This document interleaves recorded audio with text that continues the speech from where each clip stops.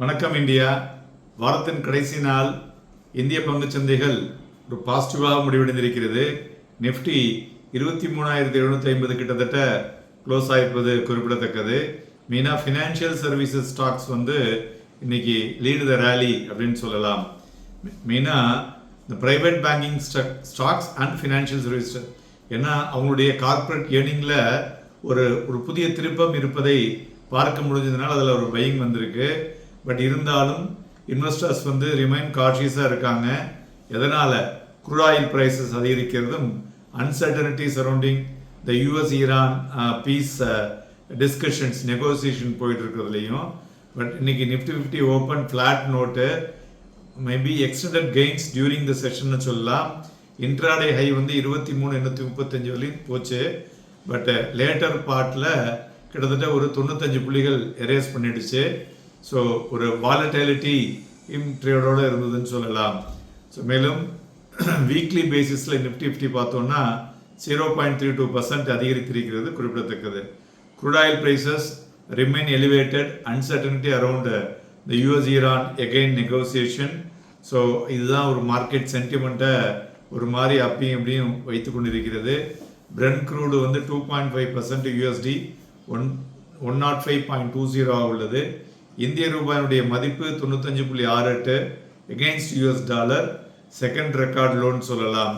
So இது மெயினாக Reserve Bank of இந்தியாவினுடைய கண்டினியூடு இன்டர்வென்ஷன். ஏன்னா நம்மளுடைய கரன்சி மார்க்கெட்டில் டாலரை ஹெவியாக வித்துட்ருக்காங்க.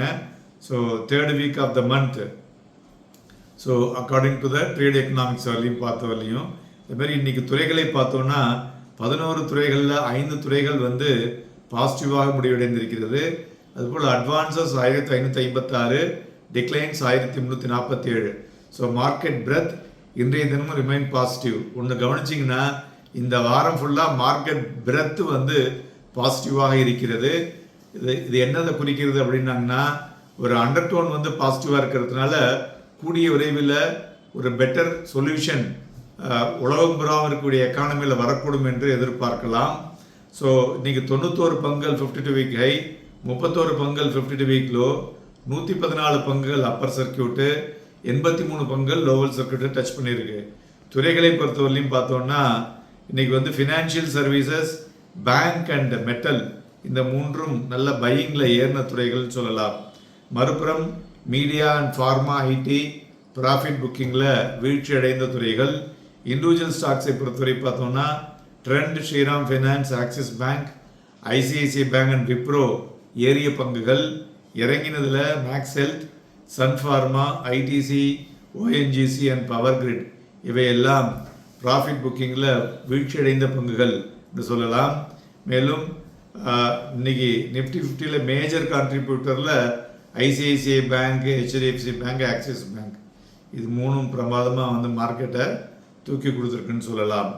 மேலும் தங்கம் இன்னைக்கு 77 ரூபாய் குறைந்து 1,58,000, வெள்ளி 2,930 ரூபாய் குறைந்து 2,71,000, க்ரூட் ஆயில் 103 ரூபாய் அதிகரித்து 9,445 மணியமாகி கொண்டிருக்கிறது. பிளாக் டீலை பொறுத்தவரை Shyam metal, bank of Baroda, Bajaj auto. Nifty future volume இன்னைக்கு average volume, but bank Nifty above average volume. நிஃப்டியை பொறுத்தவரை அடுத்த லெஃப்ட் ரேகா 23,795.80. நண்பர்களே, எங்களுடன் இணைந்திருங்கள். அடுத்த 2 நாட்கள் உங்களுக்கு நிறைய மார்க்கெட் விஷயங்களை பேச இருக்கிறோம். நன்றி, வணக்கம்.